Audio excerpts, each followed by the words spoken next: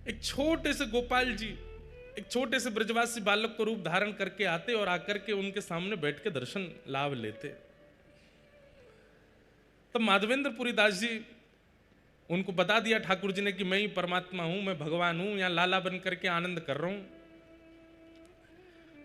तब एक दिन माधवेंद्रपुरी दास जी ने पूछा कि आपके श्याम वर्ण अंग पर हमें कभी कभी ऐसा अनुभव होता है कि अत्यंत प्रश्वेत, बहुत पसीना आपको आता है, और कोई कोई आपके अंग में जैसे छोटे छोटे कुछ ऐसे चिन्ह दिखाई देते हैं, ऐसा लगता है कि आप श्रमित हो गए हो।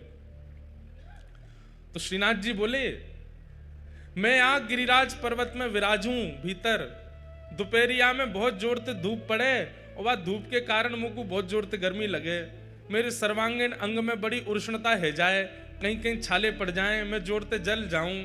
वैसे तो मुझको दूध को अभिषेक किया जाए, मुझको दूध पिवायो जाए, मुझको 56 भोग पड़वाए जाए, पंचामृत अभिषेक से मेरो आनंद कियो जाए, पर वासे नैकात देर के काजे तो सुख मिले, लेकिन फिर तो ये पीड़ा हेन लग जाए। माधवेंद्रपुरी दास जी बोले, तो भगवान आज्ञा करो, आपकी ये पीड़ा हमेशा के लिए दूर कैसे होगी? बोले कि बढ़िया वारो कपूर और चंदन में घिस करके केसर मिश्रित करके जब चंदन तैयार करके मेरे श्री अंग पे लगाए हो जाएगो, तब मुझे कुछ सुख मिलेगो। तो माधवेंद्रपुरी दास जी बोले, तो मैं चंदन तैयार कर देता हूं। बोले कि ना, ऐसा वैसा चंदन नहीं, अब लगाओ तो फिर बढ़िया वारो लगाओ। तो बोले बढ़िया वारो चंदन कहां मिलेगा वो बताओ। बोले सबसे बढ़िया कपूर मिले चक्र तीर्थ में, जगन्नाथपुरी, और सबसे बढ़िया मलय चंदन, मलियागिरी चंदन भी कहां मिले? बोले जगन्नाथपुरी में। और बोले वहां मेरो एक स्वरूप है, वह स्वरूप को रोज चंदन लागी हुए, रोज चंदन लगाए हो जाए। आप तो वहीं जाओ और वहां से चंदन लेकर के आओ और आकर के मेरे श्री अंग पे लगाओ, तब मुझको सुख मिलेगा। तब माधवेंद्रपुरी दास जी श्रीनाथ जी की आज्ञा प्राप्त करके निकले हैं नीलाचल धाम के लिए, ठाकुर जी के सुख के लिए। देखो एक बात, हम लोग ठाकुर जी की सेवा में कोई भी सामग्री प्रस्तुत नहीं कर सकते, उस सामग्री में भी सर्वश्रेष्ठ सामग्री जो हो, और वो सामग्री भी सर्वश्रेष्ठ रूप से जहां निर्मित होती हो, वही ठाकुर जी की सेवा में लानी चाहिए। स्वयं श्रीनाथ जी माधवेंद्र जी से बोले, वो चंदन तो तुम यहीं घिस दोगे, लेकिन बढ़िया वारो तो वहीं मिलेगो, बढ़िया वारो कपूर तो वहीं मिलेगो, वहां से लेके आओ। इसका मतलब क्या है? ठाकुर जी को विशेष प्रिय नहीं है, लेकिन वो हमें परखते हैं कि हमें प्रस्तुत करने के लिए कुछ विशेष देना उचित लगता है कि नहीं, वो ठाकुर जी देखते हैं।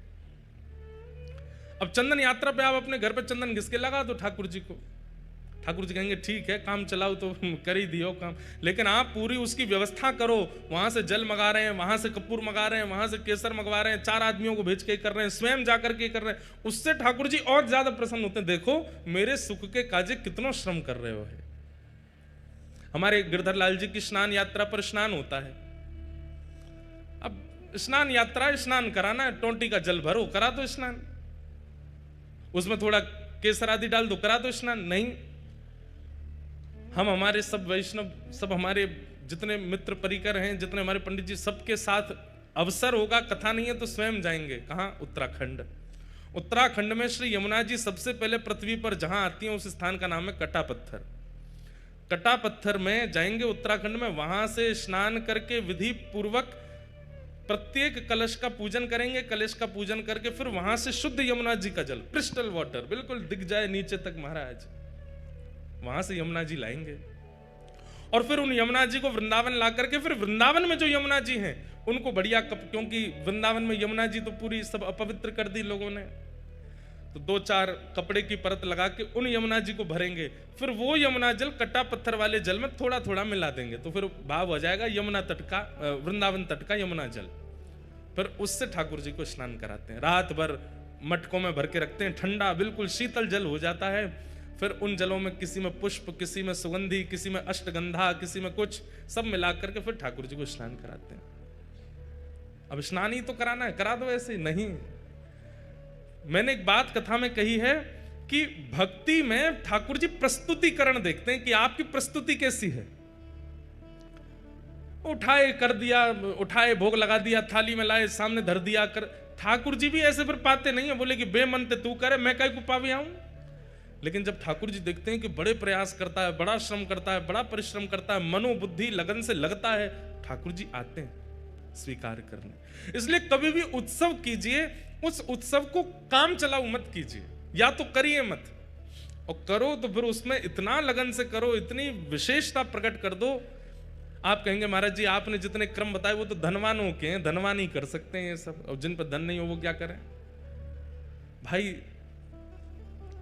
कर्मा भाई कोई धनवान तो नहीं है, हमारे सद्दू पाणे कोई धनवान तो नहीं है, धन्ना जाट वो धनवान तो नहीं है, पर वो धनवान ना होते हुए भी ऐसी क्रिया प्रस्तुत करते हैं कि वह क्रिया में धनवान से भी ज्यादा लगन का दर्शन होता है। वो ठाकुर जी आते हैं स्वीकार करने। धन्ना जाट की कथा में हम लोग सुनते हैं कि उनको सामान्य पत्थर शालिग्राम भगवान के रूप में एक संत दे गए। तो धन्ना जी रोज अपनी मां से कहते, मैया मुझे चंदन दिलवा दो, मुझे रोली दिलवा दो, मुझे इत्र दिलवा दो, ठाकुर जी की सेवा करनी है। मां मना करती, नहीं दिलवाती। तो फिर धन्ना जी ने क्या किया, बाहर गए और रोली जैसे दिखने वाले पत्थर लेकर के आए, उनको बढ़िया घिसते हैं, और घिसते घिसते लाल रोली बन जाती है। फिर ठाकुर जी के सामने जाके भावना कर देते हैं, ठाकुर जी मुझ पर धन तो इतना नहीं है कि मैं रोली लाऊं, चंदन लाऊं, इसलिए ये रोली जैसा ही रंग है इसका, आप इसको स्वीकार करो। और प्रेम से लेकर के जब पधराते, ठाकुर जी प्रसन्न होते हैं उनके भाव से। भावना में तो व्यस्त है ना, भले ही धन का व्यय ना करता हो। तो माधवेंद्रपुरी दास जी को श्रीनाथ जी ने आज्ञा की कि आप जगन्नाथपुरी जाओ, वहां से कपूर चंदन लेकर के आओ, वो घिस करके लगाओगे तब मुझे सुख मिलेगा। माधवेंद्रपुरी दास जी निकल पड़े, चलते चलते बालासुर पहुंचे, वहीं पर खीर चोरा गोपीनाथ, इनका पहले नाम केवल गोपीनाथ ही था। खीर चोरा तो माधवेंद्रपुरी दास जी के आने के बाद पड़ गया, पहले इनका नाम केवल, और खीर भी नहीं, उनको बोलते क्षीर चोरा। दूध को क्षीर कहा जाता है, इसलिए भगवान किस में विराजते हैं, क्षीर सागर। तो खीर चोरा तो हम उत्तर भारतीय कहने लग गए हैं, लेकिन वास्तव में वहां पर अधोटे दूध का भोग लगता है ठाकुर जी को, और उसमें थोड़ी बहुत कुछ सामग्री मिलाई जाती है, इसलिए वो क्षीर चोरा गोपीनाथ। पहले उनका नाम केवल गोपीनाथ ही था, वो क्षीर चोरा। तो और ये गोपीनाथ जी बालासुर में जो विराजमान, जिसको अवसर मिले, समय मिले, 3-4 घंटे का रास्ता होगा शायद यहां से, हुआ ना वहां दर्शन कर आना। हमने आज तक दर्शन नहीं किए, पर हमने क्षीर चोरा गोपीनाथ जी कथा खूब सुनाई है, चित्र में दर्शन किए हैं, वहां का प्रसाद भी पाया है, पर दर्शन का अवसर अभी तक नहीं मिला। ये गोपीनाथ जी, क्षीर चोरा गोपीनाथ, ये गोपीनाथ जी सामान्य नहीं है। ये गोपीनाथ जी का स्वरूप स्वयं श्री राम जी के द्वारा निर्मित किया गया है, ये क्षीर चोरा गोपीनाथ। कैसे? जब प्रभु श्री राम वनवास कर रहे थे, तो कभी कभी लक्ष्मण जी को ज्ञान उपदेश करते थे, सीता जी से बैठ करके कुछ मधुर चर्चाएं करते थे। तो सीता जी बीच बीच में कभी कभी राम जी से बोलती, सब लोग इधर देखो, ध्यान से सुनो।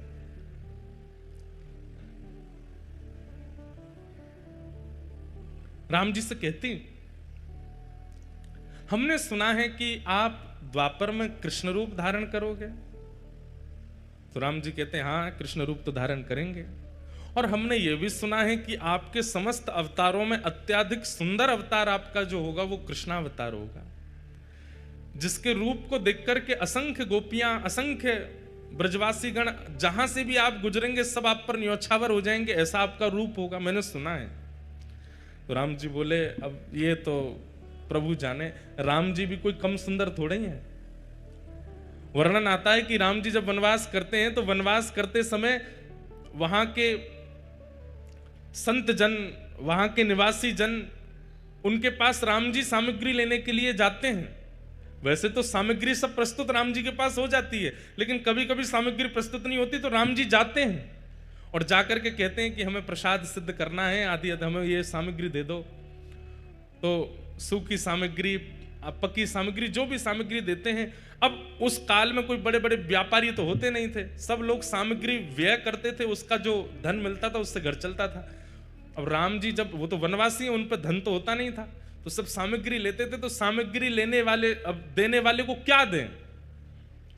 राम जी के पास कोई मुद्राएं तो है नहीं, तो कहते हैं कि राम जी प्रेम से मुस्कुरा जाते हैं, और जैसे ही राम जी प्रसन्न मुद्रा में मुस्कुराते हैं तो जो सामग्री देने वाले होते हैं वो कहते हैं कि हमको दक्षिणा मिल गई, आप तो सामग्री ले जाओ, आप तो बस मुस्कुरा दिया करो।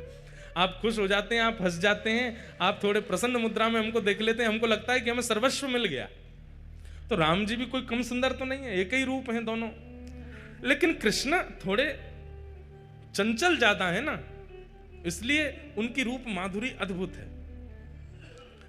तो सीता जी बोली, द्वापर में आप कृष्णावतार धारण करेंगे और हमने सुना है कि वो कृष्ण स्वरूप बड़ा सुंदर होगा। राम जी बोले, अब कोई कम सुंदर है हम? बोले नहीं, सुंदर तो आप अभी भी बहुत हो, पर हमें लगता है कि अभी आप इतने सुंदर हो तो कृष्णावतार में और सुंदर, इससे सुंदर और क्या होगा? आप हमें दर्शन करा दीजिए ना। तो राम जी बोले, ठीक है, समय मिलेगा तो मैं दर्शन कराऊंगा। तो फिर राम जी नित्य जाते, एक गुफा में एक शिला है, और उस शिला को अपने बाण से ही ठाकुर जी छेद छेद करके अपने द्वापर में प्रकट होने वाले रूप का निर्माण कर रहे हैं, स्वयं राम जी। आहा, कोई मूर्तिकार ठाकुर जी का रूप बनाता है समझ में आती है, पर स्वयं ठाकुर जी ही अपनी मूर्ति बना रहे हैं, ये कितनी अद्भुतता है। हमारे चित्र बना के कितने सारे बालक लाते हैं, पर अपना चित्र बनाने की कभी मन में सोची भी नहीं। और कोई व्यक्ति अपना चित्र क्यों बनाएगा? लेकिन यहां श्री राघव जी अपना चित्र बना रहे हैं। ऐसे नेत्र हैं, ऐसे कान हैं, ऐसी नासिका है, ऐसे अधर हैं, जैसे हैं बिल्कुल वैसे बना रहे हैं, ऐसी ठोड़ी है, और बड़ी लगन के साथ अपने सर्वांगीण रूप को निर्माण कर रहे हैं, जो अभी प्रकट हुआ ही नहीं है, द्वापर में होगा, उस रूप को त्रेता में प्रकट कर रहे हैं राघव जी। किस लिए? सीता जी को दर्शन कराना है। और नित्य शाम तक निर्माण करते और फिर घास फूस से ढक करके राम जी चले जाते। सीता जी प्रश्न करके खुद ही भूल गई कि उन्होंने दर्शन की अभिलाषा की है, और वो ये सोचने लगी कि राम जी दोपहर में गायब होते हैं, रात्रि में आते हैं, जाते कहां हैं, और ये पूरा दिन करते क्या हैं। एक दिन सीता जी के मन में आई कि मैं चुप के देखूंगी ये कहां जाते हैं। पीछे पीछे जाकर के देखा तो एक विशेष गुफा में जाते हैं और शाम तक वहीं रहते हैं, फिर आते हैं। तो जैसे एक दिन राम जी सुबह स्नान ध्यान और अपने संध्या वंदन के लिए नदी तट पर गए, तो सीता जी पहुंच गई उस गुफा में, और देखूं तो सही क्या है। भीतर जाके देखा तो कुछ नहीं दिखा, एक तरफ घास फूस रखी थी। सीता जी सब जगह खोज खोज के देखी तो घास जैसे ही हटाई, आहा, श्री गोपीनाथ जी ऐसे विराज रहे थे, त्रिभंग लली श्याम सुंदर। राम जी तो सदैव ऐसे रहते हैं, सीधे खड़े रहते हैं, एक हाथ में धनुष, एक हाथ में बाण, और एक हाथ में धनुष, दूसरे हाथ से आशीष, यही मुद्रा रहती है राम जी की। लेकिन आज वही राघव जी जिनको सदा ऐसे देखा है, आज वही राम जी मानो ऐसे दोनों भुजा करके और वंशी धारण करके, और बिल्कुल कमर भी टेढ़ी है, मुख भी टेढ़ा है, पाम भी ऐसे, रूप देख करके सीता जी तो मोहित हो गए। बार बार मन में इच्छा होने लगी कि आलिंगन कर लूं मैं इनका, इतने सुंदर।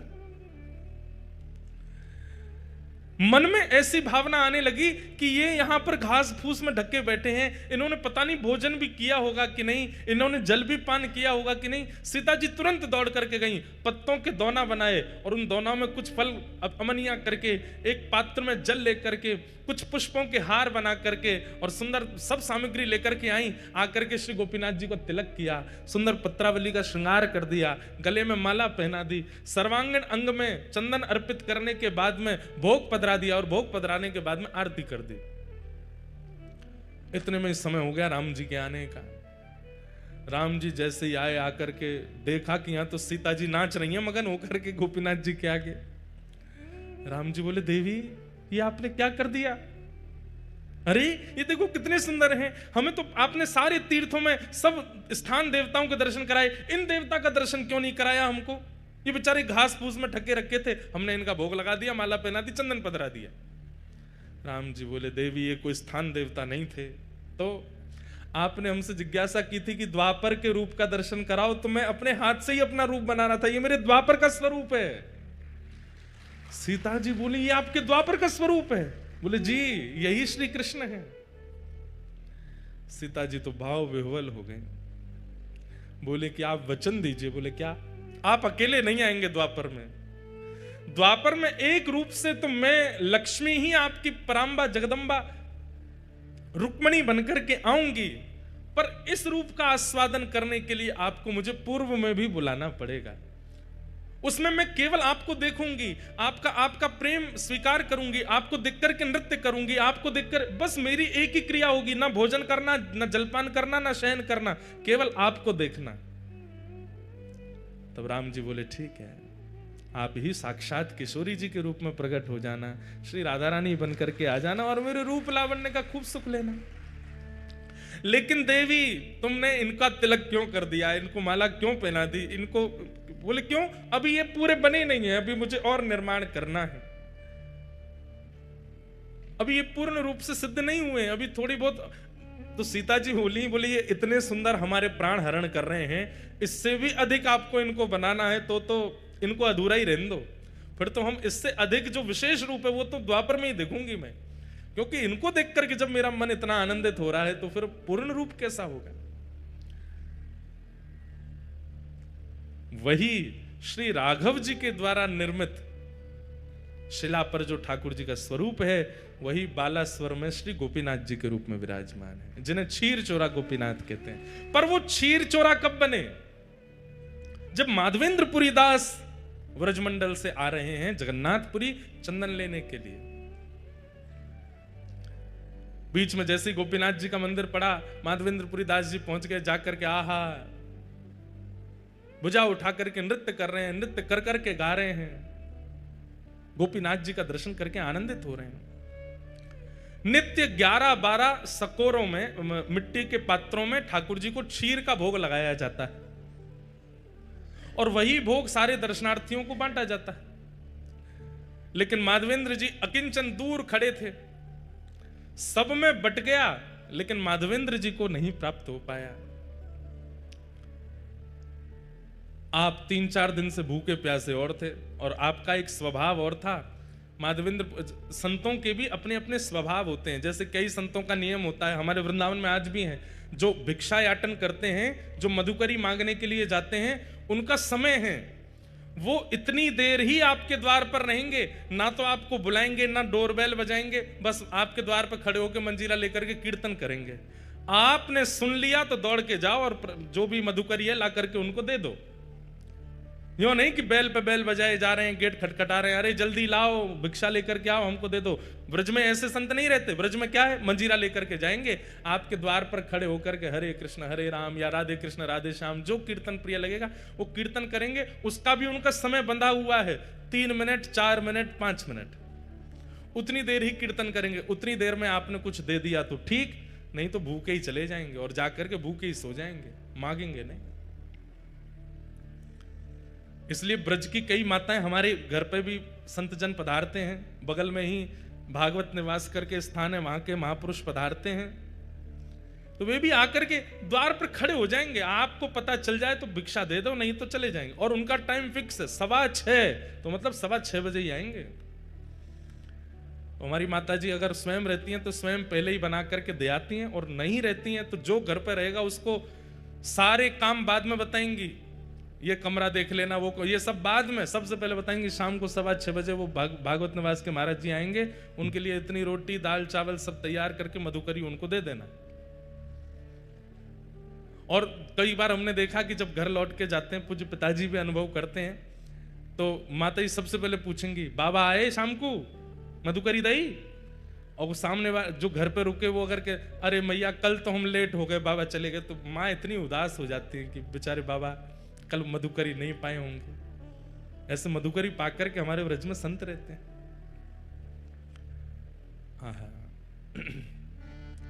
श्री माधवेंद्रपुरी दास जी, उनका नियम है कि वो अयाचक हैं, भूख लगेगी प्यास लगेगी लेकिन मांगेंगे नहीं, कोई स्वयं दे जाए तो छोड़ेंगे नहीं तो पालेंगे। और वही माधवेंद्रपुरी दास जी भूखे तो थे लेकिन गोपीनाथ जी का दर्शन करके नृत्य कर रहे थे, पुजारी जी सबको बांट रहे थे, लेकिन माधवेंद्रपुरी दास जी पीछे खड़े तब तक पहुंचे तो सारा भोग बट गया, उनको नहीं मिला। प्रणाम करके दंडवत करके नृत्य करते हुए दूर बाहर जाकर के एक वृक्ष के नीचे माधवेंद्रपुरी दास जी बैठ गए। बंधुओं, हम लोगों से अपराध गलती हो जाती है, पर ठाकुर जी शब्द याद रखते हैं। अर्धरात्रि में ही श्री गोपीनाथ जी ने दर्शन दिए। किसको? पुजारी जी को। और पुजारी जी के स्वप्न में जाकर करके बोले सुनो। बोले हाँ, आज इतने सारे रसिक जन दर्शन करने के लिए आए, सबको तुमने हमारी क्षीर प्रसादी बांट दी, पर पीछे एक ब्रजमंडल के माधवेंद्रपुरी दास जी खड़े थे, उनको तुमने कुछ नहीं दिया। तो पुजारी जी बोले जय जय, अपराध हो गया, हमसे गलती हो गई, हमको याद नहीं रहा। अब तो कल क्षीर बनेगी, रात्रि में भोग लगेगा, तब दे दूंगा। अरे बावड़े, वो 5 दिन के भूखे हैं और कल और उनको भूखा रखोगे और रात्रि में जाके क्षीर को भोग दोगे? इतनी प्रतीक्षा वो कैसे करेंगे? तो प्रभु आप ही बताओ क्या करें फिर?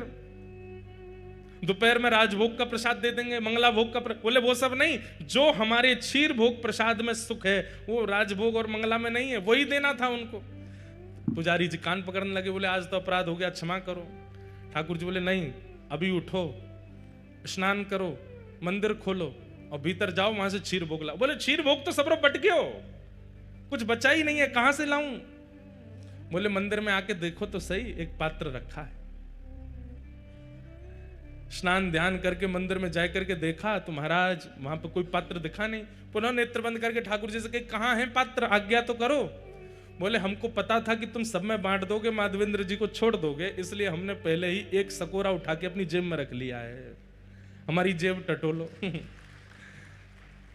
जैसे ही पुजारी जी ने ठाकुर जी की जेब देखी तो एक जेब में सकोरा धरा था खीर का। निकालते ही पुजारी जी के नेत्र सचल हो गए।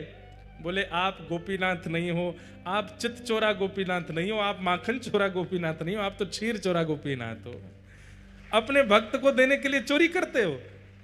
ठाकुर जी बोले अब विलंब नहीं करो, मेरा पेट मेरे सामने भोग पधराने से नहीं भरता है। मेरे सामने पधराई हुई वस्तु जब मेरे भक्तों को पवाई जाती है तब मुझे शांति मिलती है, तब मुझे आनंद मिलता है। जब तक माधवेंद्र जी को प्रसाद नहीं मिलेगा मुझे नींद नहीं आएगी। जल्दी जाओ पवा दो। पुजारी जी दौड़े गए। रात्रि के 2-3 बजे होंगे, तब घड़ी तो नहीं थी पर अर्धरात्रि हो रही थी और माधवेंद्र जी नेत्रों से अश्रु प्रवाह एक वृक्ष के नीचे बैठे। पुजारी जी दौड़ करके गए और जाकर के कहा माधवेंद्रपुरी दास आप ही हैं क्या? माधवेंद्र जी बोले आपको हमारा नाम कैसे पता? बोले भैया किसी का परिचय सेठ कराते हैं, किसी का परिचय नगरवासी कराते हैं, पर आपका परिचय तो स्वयं श्री गोपीनाथ जी ने दिया है, स्वयं ठाकुर जी ने आपका नाम बताया है। माधवेंद्र जी बोले वो मेरा नाम जानते हैं? बोले जी उन्होंने ही आपका नाम बताया। और आपको खीर भोग नहीं मिला था आज? बोले नहीं मिल पाया था, आपने सब में बांट दिया, हम तक पहुंच ही नहीं पाए। बोले लो ठाकुर जी ने आपके लिए खीर, और पूरी वृत्तांत बताया कि ठाकुर जी ने अपनी जेब में छुपा करके रखी आपको देने के लिए। आहा, माधवेंद्रपुरी दास जी तो वहीं नृत्य करने लगे, रुदन करने लगे, अश्रुपात होने लगा नेत्रों से। हाँ गोपीनाथ, प्राण गोपीनाथ, जीवन गोपीनाथ कहकर के रोने लगे। खीर भोग पाया। और ये कथा जब प्रातःकाल होती पूरे नगर में प्रसिद्ध हुई, नगर के बाद प्रांत में प्रसिद्ध हुई और पूरे भारत में प्रसिद्धि हो गई और ठाकुर जी का नाम बदल गया, खीर चोरा गोपीनाथ। उससे पहले त्रेता से लेकर के द्वापर तक वे केवल गोपीनाथ थे, लेकिन माधवेंद्रपुरी दास जी के आते उनका नाम क्षीर चोरा गोपीनाथ पड़ गया। बोलो क्षीर चोरा गोपीनाथ की। ऐसे प्यारे हैं प्यारे ठाकुर जी। तो माधवेंद्रपुरी दास जी को श्रीनाथ जी ने भेजा है, जाओ जाकर के जगन्नाथपुरी से चंदन लेकर के आओ। और तभी जब सुनिए सब लोग ध्यान से इधर देखो, माधवेंद्रपुरी दास जी जब यहां से कपूर चंदन लेकर के गए, घिस करके श्रीनाथ जी को अर्पित करवाया और बोले फिर अकेले श्रीनाथ जी को क्यों लगा मैं, तो फिर गोपीनाथ जी वृंदावन में, गोविंद देव जी, मदन मोहन जी, राधा रमन जी, सब जगह वो चंदन वितरण किया। और तब से आज तक हमारे सब श्री कृष्ण तीर्थों में चंदन यात्रा होती है, चंदन उत्सव होता है। अक्षय तृतीया को ठाकुर जी को चंदन पधराया जाता है। उसके शास्त्रीय प्रमाण, वैदिक प्रमाण, पौराणिक प्रमाण भी हैं और एक भावना का प्रमाण यह भी है कि चंदन यात्रा जो है ये सबसे प्रथम उत्सव है साल का। चैत्र में हमारी नए साल का प्रारंभ होता है, सबसे पहला उत्सव अक्षय तृतीया आती है। और उस अक्षय तृतीया में महाप्रभु जगन्नाथ जी अपने सारे मंदिरों में चंदन भेजते हैं, चंदन लगाते हैं अपने ही स्वरूपों को। बड़ी बड़ी भावना है। तो इस प्रकार हमारे श्रीनाथ जी और जगन्नाथ जी, वैसे सबरे ठाकुर इंटरकनेक्टेड हैं। अब आपको पता है जगन्नाथ भगवान का प्रादुर्भाव कहां हुआ? श्री जगन्नाथ जी का रूप जो है ये कहां प्रकट हुआ? कहां प्रकट हुआ? द्वारिका। हमसे ही सुना है आपने तभी बोल रहे हो। ये कथा तो हमने ही सुनाई है, वैसे तो सभी सुनाते हैं, पर जगन्नाथ जी का प्रादुर्भाव प्रकट स्थली जो है वो है द्वारिका।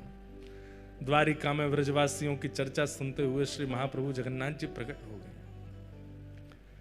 नारद जी देख करके घबरा गए। बंधुओं, बहुत रोया होना व्यक्ति, कोई व्यक्ति बहुत रोया हो, भगवान करे कोई ना रोवे, लेकिन कोई व्यक्ति बहुत रोया हो, दिन रात रोया हो, उस व्यक्ति की आंखें अलग ही दिख जाती हैं।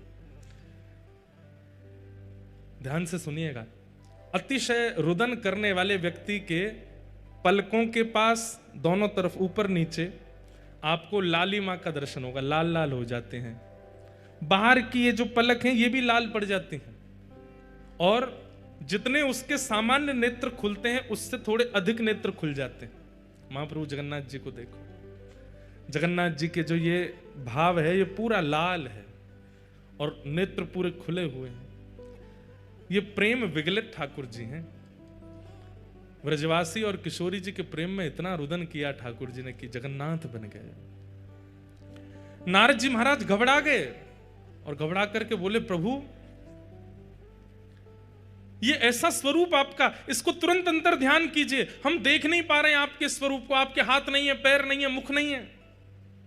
महाप्रभु जगन्नाथ जी बोले, नहीं, अब तो ये स्वरूप प्रतिष्ठित होगा और पूरे विश्व को बताने के लिए कि प्रेम की अवस्था मुझे कितनी प्रिय है, प्रेम मुझे कितना प्रिय है, ये सबको बताने के लिए अब ये स्वरूप प्रतिष्ठित होकर विराजमान होगा। और चारों धामों में, चारों तीर्थों में, कलयुग में सबसे ज्यादा प्रधानता इसी रूप की होगी। कलिकाल में इसी रूप से मैं विराजूंगा, यही मेरा मूल रूप होगा। बोले कहां जाएंगे? बोले इंद्रद्युम्न राजा और गुंडीचा ने मेरी तपस्या की है, उन्होंने कहा है कि आप हमारे यहां आइए, उन्हीं के यहां मैं जाऊंगा। और ठाकुर जी जगन्नाथ रूप धारण करके यहां पधारे। 5 प्रकार के अवतार होते हैं। पहले अवतार, वैसे तो 24 अवतार आदि सब हैं, पर भगवान 5 प्रकार से आते हैं। ठाकुर जी का पहला अवतार है परावतार। परावतार का मतलब होता है सर्वव्यापकता। परावतार, इस माइक में भी ठाकुर जी हैं, इस वायु में भी ठाकुर जी हैं, इस पंडाल में भी ठाकुर जी हैं, इन सामने आर्टिफिशियल इन पुष्पों में भी ठाकुर जी हैं, माइक में भी ठाकुर जी हैं, आप में भी ठाकुर जी हैं, हम में भी ठाकुर जी हैं। एक बात कहें, ये परा अवतार जो है इसको पूरी दुनिया मानती है, चाहे वो ईसाई हो, चाहे वो मुस्लिम हो, चाहे वो कोई भी हो, परा अवतार ठाकुर जी का सब मानते हैं। ईसाई भी मानते हैं, मुस्लिम भी मानते हैं, बौद्ध भी मानते हैं, सब मानते हैं क्या? भगवान सब जगह है। परा अवतार की व्याख्या और कहीं थी ही नहीं, केवल सनातन धर्म में थी कि परा अवतार भगवान सर्वव्यापक है। ईश्वरः सर्वभूतानां हृदय से अर्जुन तिष्ठति। ईश्वर सभी प्राणी मात्र में विराजमान है, सभी जड़ चेतन में विराजमान है। हमारी हिंदू वैदिक सनातन धर्म की तो कैसी, अभी हमने कथा प्रारंभ की तो हमने क्या कहा था कि ठाकुर जी केवल मंदिर में है, ऐसा मत मानिए। आप श्री जगन्नाथपुरी में विराज रहे हैं, यहाँ की पृथ्वी का दर्शन कर रहे हैं, समुद्र का दर्शन कर रहे हैं, आकाश का दर्शन कर रहे हैं, सूर्य का दर्शन कर रहे हैं, जगन्नाथपुरी में खड़े होकर के, तो आपकी दृष्टि जो देख रही है सब जगन्नाथ हैं। ये ठाकुर जी का परावतार, सर्वव्यापकता। लेकिन सर्वव्यापकता से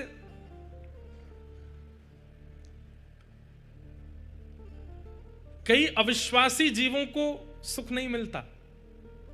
ठाकुर जी सर्वत्र हैं, हरि व्यापक सर्वत्र समाना, सर्वत्र व्यापकता है उनकी। लेकिन कई लोगों को विश्वास प्रतिष्ठित करने के लिए सर्वव्यापकता कहने मात्र से काम नहीं चलेगा। यह बात मानने की हो सकती है कि ठाकुर जी सर्वव्यापक हैं, लेकिन कई बार हम मानव है ना, हम लोगों के चित्त में दोष बहुत जल्दी आ जाते हैं। सर्व व्यापकता ठाकुर जी की है तो फिर किसी को पाप करना ही नहीं चाहिए था। बहुत ध्यान से सुनिएगा, ठाकुर जी सब जगह हैं तो फिर दुनिया में पाप होने ही नहीं चाहिए। सबको ये बात लगनी चाहिए, पता होनी चाहिए ठाकुर जी देख रहे हैं, ठाकुर जी यहां भी तो हैं, यहां भी तो बैठे, लेकिन फिर भी व्यक्ति पाप क्यों कर देता है? क्योंकि उसके अंदर ये बात पूर्ण रूपेण प्रतिष्ठित नहीं है कि ठाकुर जी सर्वव्यापक हैं। ठाकुर जी का प्रथम अवतार है परावतार। इसलिए ठाकुर जी परावतार से एक और अवतार धारण करते हैं, जिससे लोगों के मन में थोड़ी ये तो भावना आ जाए कि भाई यहां ठाकुर जी तो बैठे ही हैं, यहां मुझे कुछ नहीं करना। और उस अवतार का नाम है विभव अवतार। तो विभव अवतार ठाकुर जी के कौन से हैं? राम अवतार, कृष्ण अवतार, परशुराम अवतार, कूर्म अवतार, कच्छप अवतार, नृसिंह अवतार, वराह अवतार। इन अवतारों में रूप धारण करके ठाकुर जी ने परावतार की पुष्टि कर दी। अच्छा, तुम नहीं मानते सब जगह भगवान है, तो लो मैं खंभ से प्रकट होकर के दिखा देता हूं कि मैं यहां भी हूं। तुम सब जगह मेरी व्यापकता नहीं मानते, तो लो मैं कछुए में आकर के तुम्हें बता दूंगा कि इसमें भी मैं हूं। तुम सब जगह मेरी व्यापकता नहीं मानते, तो अत्यंत जिसको अलग माना जाता है, जिसको कोई छूता भी नहीं है, ऐसे वराह के रूप में भगवान प्रकट हो गए। बोले लो तुम जिसको छूते तक नहीं हो, उसमें भी मैं हूं। ठाकुर जी ने विभव अवतार धारण कर लिया। परावतार सब जगह भगवान, परा में विभव बन करके ठाकुर जी सब जगह प्रकट होने लगे। लोगों के अंदर और विश्वास बढ़ने लगा। लेकिन विश्वास कहां तक सीमित रह गया? अयोध्या में राम जी हैं, वृंदावन में कृष्ण हैं, जगन्नाथपुरी उड़ीसा में जगन्नाथ हैं, द्वारिका में द्वारिकाधीश हैं, दक्षिण में रंगनाथ हैं, तब भी सर्वव्यापकता नहीं हो रही थी।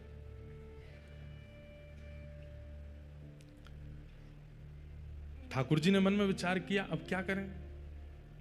अब इस सर्वव्यापकता को कैसे और ज्यादा रूप धारण कराएं? तब ठाकुर जी ने व्यूह अवतार धारण किया। व्यूह अवतार का अभिप्राय, ठाकुर जी एक से अनेक बन जाते हैं। तो जैसा मैंने आज कथा में बोला, व्यूह अवतार कौन सा?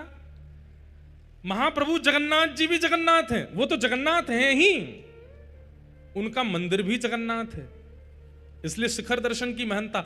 एकादशी के दिन पंढरपुर में, महाराष्ट्र में लाखों करोड़ों की तादाद में भीड़ जाती है दर्शन करने के लिए। सब लोगों को तो भीतर जाने का अवसर नहीं मिल पाता। लाइन भी अगर लगा देंगे कि लाइन से सब लोग जाओ, तो एकादशी निकल जाएगी, उसके बाद में कईयों को दर्शन होंगे। वो आए तो थे कि एकादशी तिथि पे ही दर्शन करना है। तो फिर वहां के संतों ने, रसिकों ने पंढरपुर की प्रणालिका में यह व्यक्त कर दिया कि पंढरपुर में एकादशी के दिन ठाकुर जी मंदिर में है ही नहीं। तो बोले कहां है? शिखर पे बैठे हैं। शिखर पे बैठ करके ध्वजा रूप में सबको दर्शन देते हैं। इसलिए लाखों करोड़, वहां बोलते हैं वारी जाती है, और वो वारी चारों तरफ मंदिर के भ्रमण करते हुए केवल ध्वजा जी का दर्शन करती है। और ध्वजा दर्शन को ही श्री पंढरीनाथ दर्शन माना जाता है। केवल पंढरपुर में ऐसा नहीं है, पूरे विश्व में ऐसा ही है कि ध्वजा और शिखर साक्षात परमात्मा है। कोई व्यक्ति अत्यंत वीवीआईपी बनकर के आया और शिखर देखे ही नहीं, सीधे मंदिर में ही घुस गया और ठाकुर जी के दर्शन करके प्रस्थान कर गया, उसका दर्शन अधूरा माना जाएगा, क्योंकि उसने मूल तो दर्शन किया ही नहीं। ठाकुर जी का शिखर मूल है। एक प्रकार से कह दें तो क्या है? मेरे अंदर आत्मा है, मेरे अंदर मन है, मेरे अंदर बुद्धि है। अब आपकी इच्छा क्या है? मैं तो इसके मन से ही मिलूंगा, मैं तो इसकी बुद्धि से ही मिलूंगा, मैं तो इसकी आत्मा से ही मिलूंगा, बाहर वाले से मेरा कोई अभिप्राय नहीं। ऐसा नहीं होता। बल्कि सामान्य संसार में तो ऐसा है कि बाहर वाले शरीर से ही सारे संबंध होते हैं, अंदर वाले को तो हम पहचान ही नहीं पाते। उल्टा होना चाहिए। मंदिर में भीतर वाले का दर्शन बाद में, बाहर वाले का दर्शन पहले। और संसार में व्यक्ति के भीतर पहले झांको, बाहर वाले से ज्यादा आकर्षण मत रखो। हम शरीर पर, रूप पर, रंग पर ज्यादा आकृष्ट हो जाते हैं, उसके हृदय का दर्शन नहीं कर पाते।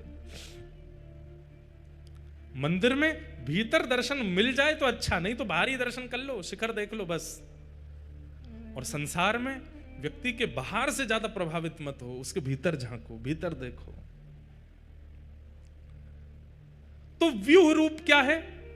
वही जगन्नाथ जी अपने श्री मंदिर के रूप में भी हैं, वही श्री मंदिर जगन्नाथ तीर्थ के रूप में भी है, वही तीर्थ महोदधि समुद्र के रूप में भी है, वही महोदधि महाप्रसाद के रूप में भी है, वही महाप्रसाद जगन्नाथपुरी में विचरण करने वाले यहाँ के लोकल जो लोग हैं उनमें भी है। ये ठाकुर जी का व्यूह रूप है। मंदिर पहला स्वरूप, महाप्रसाद दूसरा स्वरूप, महोदधि समुद्र तीसरा स्वरूप, यहां निवास करने वाले जनमानस चौथा स्वरूप। ये चतुर्व्यूह हो गया। हमारे वृंदावन के भी चतुर्व्यूह हैं। सबसे पहला रज, पहला चतुर्व्यूह। दूसरा चतुर्व्यूह श्री यमुना जी। तीसरा चतुर्व्यूह वहां के वृक्षवल्लरी, कुंज निकुंज। और चौथा ब्रजवासी। अगर कोई ब्रजवासी अंक में भर लेवे तो यूं ही मानना चाहिए कि राधा रमण जी ने अंक में भरो है। कोई ब्रजवासी दिख जाए तो यूं ही सोचना चाहिए श्री राधा वल्लभ जी दिख गए हैं। ब्रजवासी को यह नहीं मानना चाहिए, उसको खुद नहीं सोचना चाहिए भाई मैं ही राधा रमण हूं, मेरा दर्शन कर ले। उसके मन में यह भावना नहीं होनी चाहिए। पर दर्शनार्थी अगर ब्रजवासी से मिले तो इस भावना से मिल ले कि ये बिहारी जी हैं, तो उसको दोष नहीं लगेगा, क्योंकि वो ठाकुर जी का व्यूह रूप है।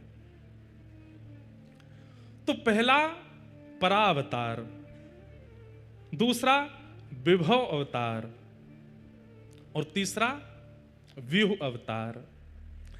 लेकिन व्यूह अवतार में भी ठाकुर जी को लगने लगा कि भाई हमारी सर्वव्यापकता और हमारे प्रति जो प्रेम होना चाहिए वो अभी भी प्रतिष्ठित नहीं हो पा रहा है। तब ठाकुर जी ने पांचवा अवतार धारण किया, जिसका नाम है अर्चावतार। क्या नाम है? अर्चावतार। मेरे अर्चावतार कौन है? प्यारे गिरधर लाल जी। आपके अर्चावतार कौन है? आपके गोपाल जी। आपके अर्चावतार कौन है? आपके मंदिर में विराजमान ठाकुर जी। ये अर्चावतार है। ये ठाकुर जी का पांचवा अवतार है, अर्चावतार। परावतार, विभव अवतार, व्यूह अवतार, अर्चावतार। और इस अर्चावतार में एक अवतार रह गया, अंतर्यामी अवतार। चौथा अवतार अंतर्यामी अवतार। अंतर्यामी अवतार मतलब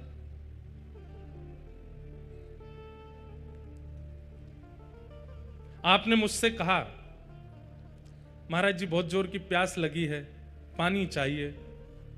तो मैंने कहा तुम जहां बैठे हो वहां नीचे पानी है, बोरिंग करवाओ, खुदवाओ, पानी निकाल के पी लो।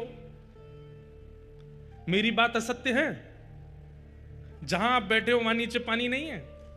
लेकिन मेरा यह कहना कि बोरिंग करवाओ, पानी निकलवाओ और प्यास बुझा लो। आप कहोगे महाराज जी प्यास लगी है, बोरिंग करवा के पानी निकलवाएंगे तब तक तो प्राण चले जाएंगे। ठाकुर जी का चौथा अवतार क्या है? अंतर्यामी। आपने कहा मुझे श्याम सुंदर से मिलना है, मुझे जगन्नाथ जी से मिलना है, मुझे राघव से मिलना है, मुझे माधव से मिलना है। तो मैंने क्या कहा? तुम जहां खड़े हो वहीं हैं। पर इससे आपका समाधान नहीं होगा। मेरी बात सत्य नहीं है ठाकुर जी वहां पर प्रकट करना पड़ेगा। दूध से दिया नहीं जला जा सकता, लेकिन दूध में घी नहीं है ये आप अस्वीकार नहीं कर सकते। दूध में घी होता है पर दूध से दिया नहीं जलेगा, प्रकट करना पड़ता है। तो चौथा अवतार भगवान का अंतर्यामी अवतार है। आप जहां हो, जैसे हो, आप कलकत्ता में हो, मुंबई में हो, जयपुर में हो, महाराष्ट्र में हो, तमिलनाडु में हो, जहां हो सब जगह राधा रमण जी हैं। पर आपको याद आ रही है कि मुझे राधा रमण जी से मिलना है, तो मैं ऐसा कह दूं तुम जहां वहीं हैं, तो हैं, तो ये बात सत्य तो है, पर उनको अनुभव करने के लिए प्रकट करना पड़ेगा। प्रोसेस लंबा है। तब ठाकुर जी ने विचार किया कि कलयुग में इतना समय नहीं है लोगों पे, मैं हूं तो सर्वत्र, पर मुझे प्रकट करने की इतना समय का इन्वेस्टमेंट, इतनी मेहनत का इन्वेस्टमेंट लोग नहीं करेंगे। तब ठाकुर जी ने पांचवा अवतार धारण किया, और वो क्या है? अर्चावतार। अर्चावतार का मतलब क्या है? हमारी बात को बहुत ध्यानपूर्वक सुनिएगा।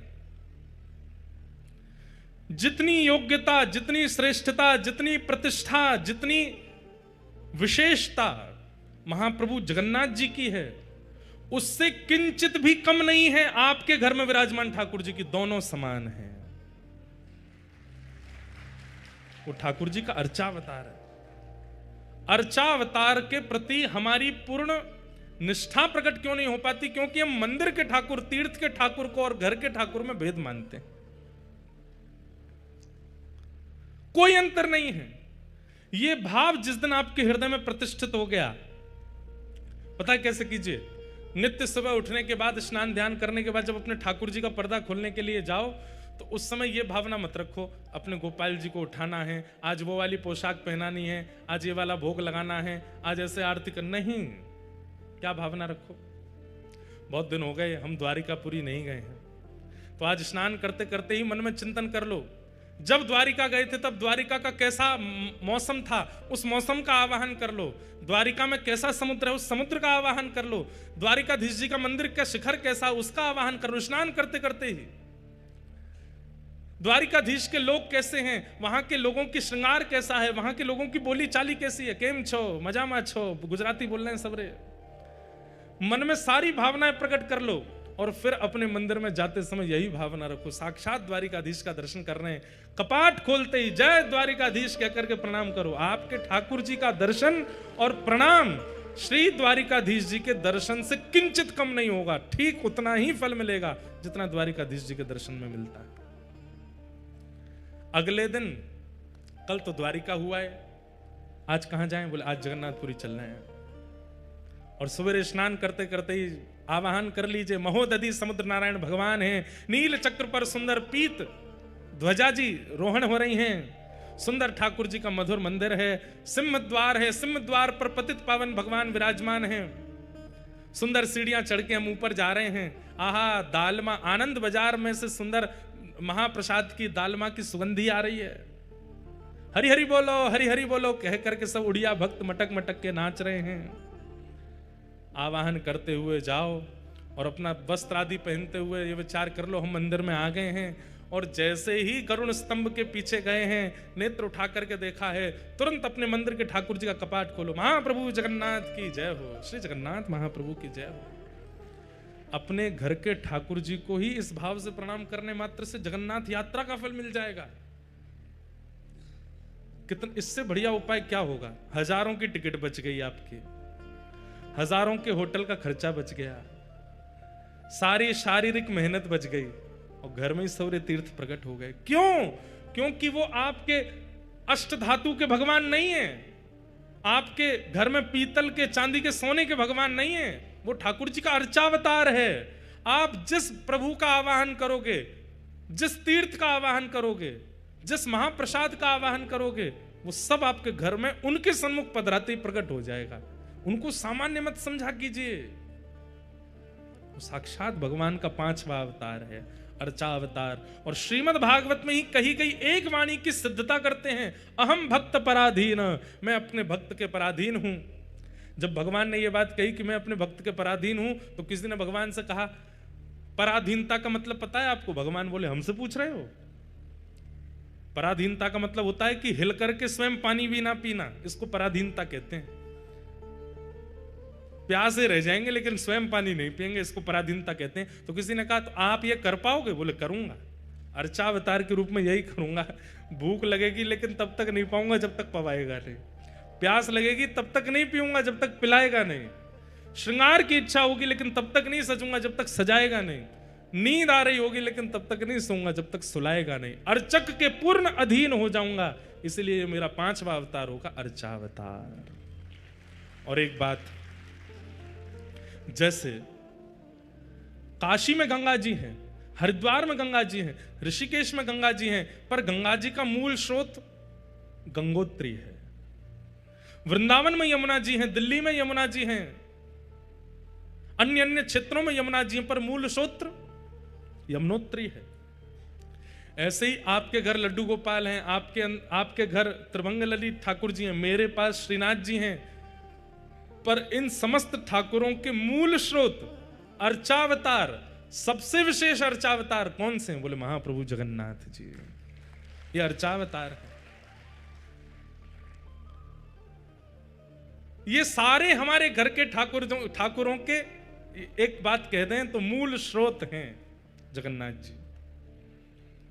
वैसे इनका नाम क्या है? जगन्नाथ, पूरे विश्व के नाथ। लेकिन रथ पे बैठना हो तो खुद चल के नहीं आते। यहां से पंडाओं के कंधा पे हाथ धरेंगे, इधर से पंडाओं के कंधा पे हाथ धरेंगे, खूब सारे पंडा पुजारी महाराज घेर लेंगे। और फिर इतना ही नहीं है, ठाकुर जी को बढ़िया पाश में बांधते हैं, सुंदर मोटी पाश में बांधते हैं और ठाकुर जी को खींचते हैं आगे। ठाकुर जी पीछे लुढ़कते हैं, फिर आगे आते हैं, फिर पीछे लुढ़कते हैं, फिर आगे आते हैं। हमने तो प्रत्यक्ष देखा जब अभी बाहुड़ा यात्रा में आए, बलभद्र जी निकले मंदिर से, इतने सीधे बेचारे बलभद्र जी सीधे रथ में गए, कहीं भी लुढ़के नहीं, किसी को परेशान नहीं किया, प्रेम से उछल उछल के सीधे रथ में पहुंच गए। सुभद्रा जी तो और भी प्यारी हैं, ऐसी गोद में जाती हैं वो तो, सुभद्रा जी तो नीचे ऐसे ऊपर उठा के ले जाते सुभद्रा जी को। सुदर्शन जी महाराज भी बड़े प्रेम से गए, लेकिन जब इनकी बारी आई, उस समय दर्शन कर रहा था, 500 से अधिक वैष्णव ठाकुर जी को खींचते हैं, 1000 होते होंगे। अरे कितने भी भारी क्यों ना हो, खूब प्रेम से उठ जाते हैं। जो अर्चक सब है वो सब बताते हैं, बोले कभी तो इतने हल्के हो जाते हैं कि ऐसा लगता है कि कोई फुआ रुई का उठा लिया हो। और कभी कभी महाराज जी प्रत्यक्ष देखा, कभी इधर वाले इन पर गिर ही जाते हैं, बिल्कुल दया नहीं करते, नीचे आगो तो खेल रहे हैं, ऐसे गिर जाएंगे, फिर यूं हो जाएंगे, फिर पीछे की तरफ जाएंगे, फिर आगे की तरफ आएंगे, कभी यूं हो जाएंगे, खूब आनंद करते हुए जाते हैं ठाकुर जी। क्यों? अहम भक्त पराधीन, पराधीन है। एक ने भी अगर ठाकुर जी को उठाने में नेक ढिलाई करी तो वही के ऊपर गिरते हैं, बोले अच्छा ढीला छोड़ रहा, उठा मोकू। क्यों? ये अर्चावतार हैं, अर्चक हैं। हम हमारे अधीन रहते हैं ठाकुर जी। तुम सजाओगे तो सजूंगो, तुम खवाओगे तो खाऊंगो, तुम उठाओगे तो उठूंगो, तुम सुलाओगे तो सूंगो। बंधुओं, अपने आप को प्रेमी कहना बंद कर दीजिए। आप क्या प्रेम करते हैं ठाकुर जी से? ठाकुर जी प्रेम करते हैं आपसे। ऐसी पराधीनता हम लोगों में नहीं है ठाकुर जी के प्रति। किसी ने पराधीनता का मन बना लिया कि ठाकुर जी पवाएंगे तो मैं पाऊंगा। हमारे पूज्य श्री मलुकपीठ वाले महाराज जी कथा सुना रहे थे। आचार्य चरण जब अपने बाल अवस्था में थे, श्री रामानंदाचार्य जी महाराज, तो उन्होंने मन में भाव रखा कि भाई ये प्रवचनों में कहते रहते हैं कि ठाकुर जी किसी को भूखा नहीं रहने देते, किसी को प्यासा नहीं रहने देते, ठाकुर जी सबको खिलाते हैं, सबको पिलाते हैं। तो आचार्य चरण वहां बैठ करके सुन रहे थे श्री रामानंदाचार्य जी महाराज, और आपने मन बनाया, बोले कि ऐसे थोड़ी होता है, कर्म करना पड़ेगा, परिश्रम करना पड़ेगा, धन कमाना पड़ेगा, अन्न खरीदना पड़ेगा, तभी पेट भरेगा। ठाकुर जी ऐसे थोड़ी किसी को पवा देते हैं। तो जो प्रवचन कर रहे थे उन्होंने कहा कि नहीं भैया, इस बात में पूर्ण सत्यता है। अगर कोई व्यक्ति ठाकुर जी के अधीन होकर के बैठ जाए कि ठाकुर जी खवाएंगे तो खाऊंगा, ठाकुर जी उसको खिलाएंगे, कुछ ना करे, बस ये सोच ले ठाकुर जी मुझे पवाएंगे। ये कथा सुन तो लीजिए, एक बार करके भी देख लेना। आज कुछ खाना ही नहीं, सोच लो ठाकुर जी पवाएंगे तो पाऊंगा।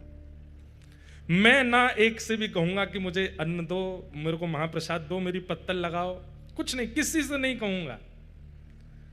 कोई पूछेगा भी तो भी नहीं हाँ करूंगा। कोई सामने ला करके धर देगा, अपने हाथ से पवा देगा, तो ही मानूंगा कि ठाकुर जी पवा रहे। ऐसी भावना करके एक दिन रह के देखो, ठाकुर जी पवाएंगे, निश्चित पवा देंगे। ऐसी कोई योजना बनेगी, कोई अपने आप ही हाथ दे करके आपके मुख में खवा जाएगा।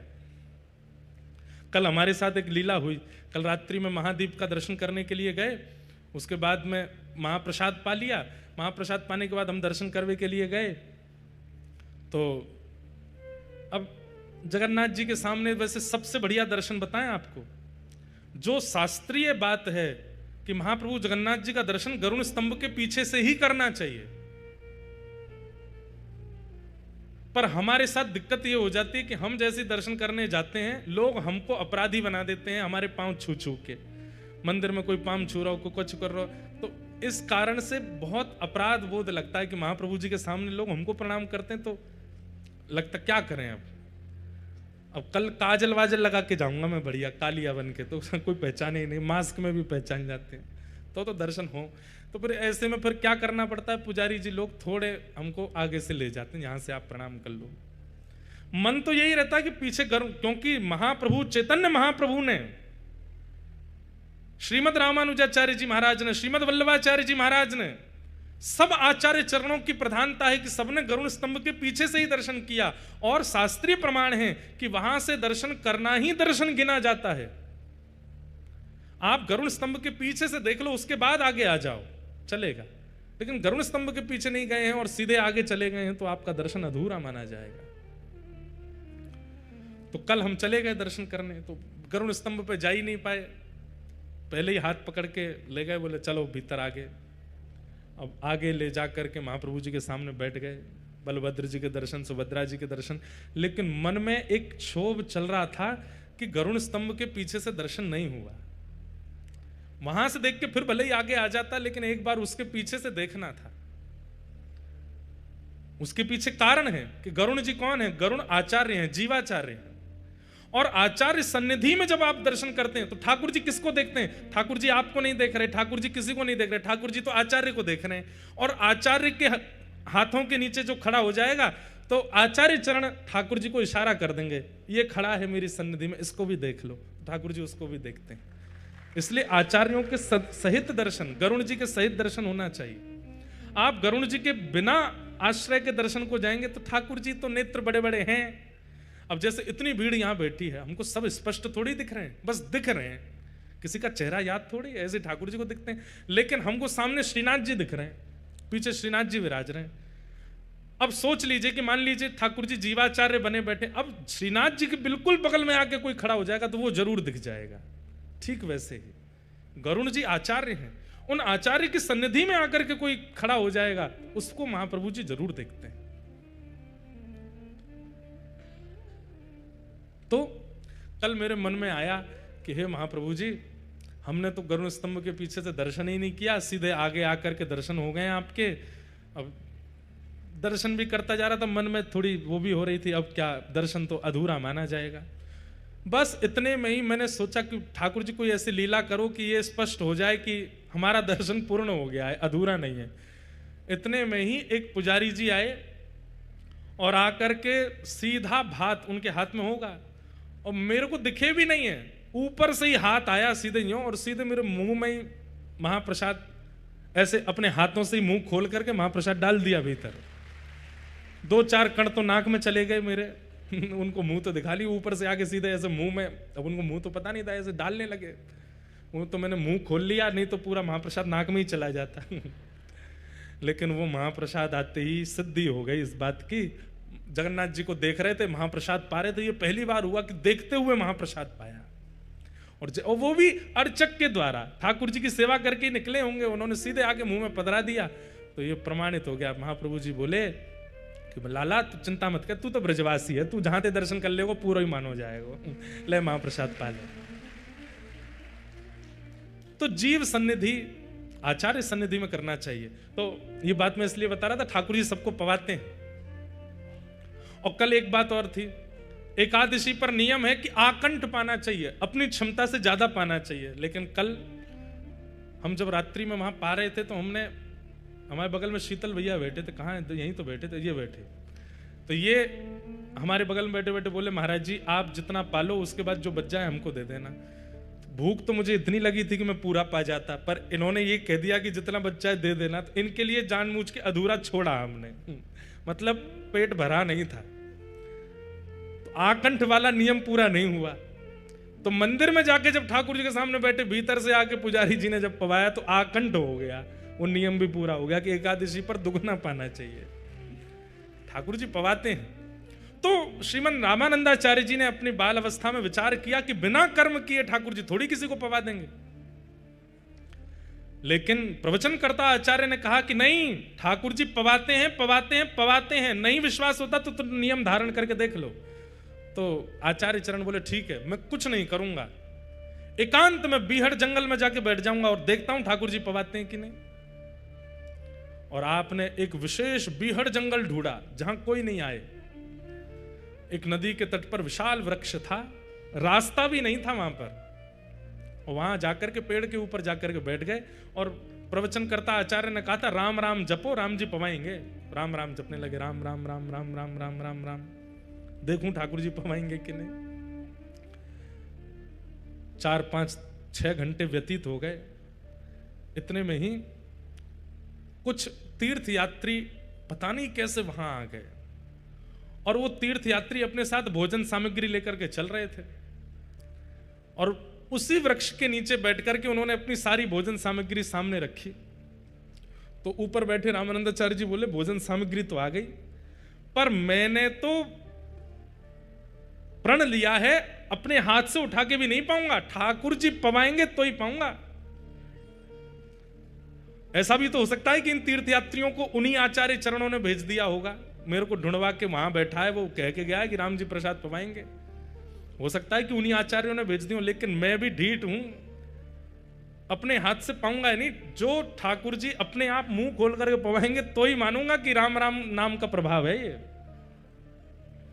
बैठ गए ऊपर। अब यहां तीर्थयात्री नीचे बैठ करके प्रसाद बस उन्होंने खोला ही था, आचमन करके पाने लगे। इतने में ही उस क्षेत्र का डाकू आ गया और खूब सारे अपने साथ में डकैतों को, छोटे मोटे चोरों को लेकर के आया, और सब ने आकर के धनुष बाण तलवार आदि निकाल ली और उन तीर्थयात्रियों से बोला, हाथ ऊपर करो और जो भी कुछ है सब हमको समर्पित कर दो। अब जितने झोला थे, जितने सब कुछ थे, सब कुछ उन लोगों को अर्पित कर दिया। बोले भोजन प्रसाद भी सब हमको दे दो। बोले सब आपका है महाराज, ले लो, और तुम लोग यहां से भागो। तीर्थयात्रियों को भगा दिया। रामानंदाचार्य जी ऊपर राम राम राम जप रहे हैं, सब देख रहे हैं।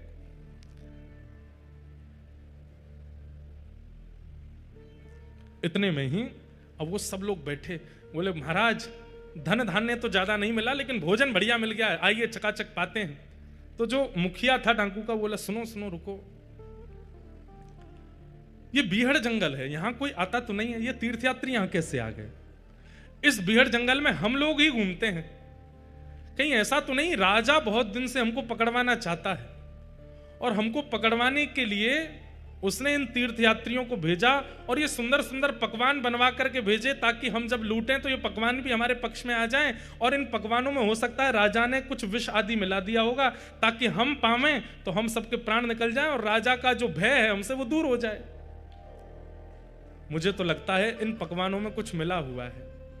सबके साथ में जो सब डाकू के संग में थे वो लोग बोले कि अब महाराज आप भी क्या सोचने बैठ गए, भूख लगी है बहुत जोर की, पा लेते हैं। बोले नहीं नहीं, पाना तो मुझे भी है, लेकिन पहले किसी अन्य को पवा करके देखो, इसमें विष तो नहीं है। अब बोले अन्य कौन है? वो तीर्थयात्री थे, उनको आपने भगा दिया, ढूंढो कोई तो मिलेगा।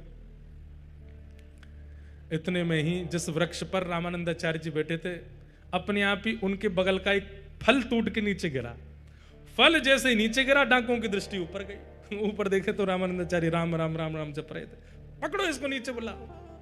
पकड़ करके नीचे बुलाया। बोले हाथ पैर बांधो। हाथ पैर बांध दिए। बोले इसका मुंह खोलो। जैसे ही मुंह खोला, बोले अब इसको पवाओ। अब यहां तो डाकू ये देखने के लिए पवा रहा था कि भाई इसमें विष है कि नहीं, लेकिन जैसे ही प्रथम ग्रास डाला, आचार्य चरण के नेत्र अश्रु से भर गए। अब पवाने के बाद में रामानंदाचार्य जी बोले पवा भी देंगे, चबाऊंगा भी खुद नहीं। राम जी मुंह खोल के चबाएंगे तो ही पाऊंगा। अब मुंह में तो दे दिया, अब यहां तो इनका नियम चल रहा है, लेकिन वो डाकू सोच रहे हैं जरूर इसमें विष है, इसलिए खा नहीं रहा, इसका मुंह पकड़ के जबरदस्ती खवाओ। रामानंदाचार्य जी रुदन करने लगे। थोड़ी देर बाद जब मुक्त कर दिया, डाकू बोले विष विष नहीं है, हम भी पा लेते हैं। पा करके चले गए। उसी दिन आपने घर बार त्याग दिया और श्री राम आश्रय ले लिया। बोले भैया आज प्रण करके ये अनुभव हो गया कि राम जी पवाते। और ये बात हम केवल सुना के आपको आनंदित कर रहे हैं, ऐसा नहीं है। 7 दिन है जगन्नाथपुरी में, किसी एक दिन करके देख लो। आज हम ना तो खुद थाली लगाएंगे, ना किसी से बोलेंगे, ना याचना करेंगे, देखते हैं रात्रि तक महाप्रभु जी पवाते हैं कि नहीं। मुझे बोलने में डर तो लग रहा है, लेकिन अपने लाला पे विश्वास है, वो पवा ही देंगे। कोई ना कोई ऐसी योजना बनेगी, चाहे एक दिन का भी राह चलता हुआ व्यक्ति आपको दे करके, स्वयं दे करके जाएगा, लेकिन मिलेगा जरूर। ठाकुर जी पवाते हैं, सबका ध्यान रखते हैं ठाकुर जी। वे कौन हैं? वे अर्चावतार हैं। और उन्हीं अर्चावतार का मूल विग्रह यदि इस धराधाम पर कहीं विराजमान है तो वो श्री जगन्नाथपुरी में जगन्नाथ महाप्रभु अर्चावतार। तो भगवान के 5 अवतार हैं, व्यूह अवतार, विभव अवतार, अंतर्यामी अवतार और परा अवतार और अंतिम अर्चा अवतार, ये ठाकुर जी के 5 अवतार हैं। उनमें अर्चा अवतार हम सबके पास में विराजमान है। इसलिए महाप्रभु जगन्नाथ जी का अगर अति भीड़ के कारण दर्शन न भी हो पाए, अपने ठाकुर जी को ही महाप्रभु जगन्नाथ जी के रूप में देख लो, वही समान फल प्राप्त होता है। इसका मतलब यह भी नहीं है कि आप तीर्थ आना बंद कर दें। तीर्थ में आने का अवसर मिलता हो, तीर्थ में कथा सुनने का अवसर मिलता हो तो आना चाहिए, निश्चित आना चाहिए। हर साल तीर्थ यात्रा करनी ही चाहिए। लेकिन जब तीर्थ नहीं जाते, अपने घरों पर रहते हैं, तो तीर्थों का आवाहन अपने घर पर कर लेना चाहिए। आपके अर्चावतार बड़े वर्सटाइल हैं महाराज, घर के ठाकुर जी जैसा वर्सटाइल कोई नहीं होगा। यही जगन्नाथ हैं, यही श्रीनाथ हैं, यही द्वारिकानाथ हैं, यही बद्रीनाथ हैं, यही राधारमण, यही श्रीनाथ, सब कुछ है।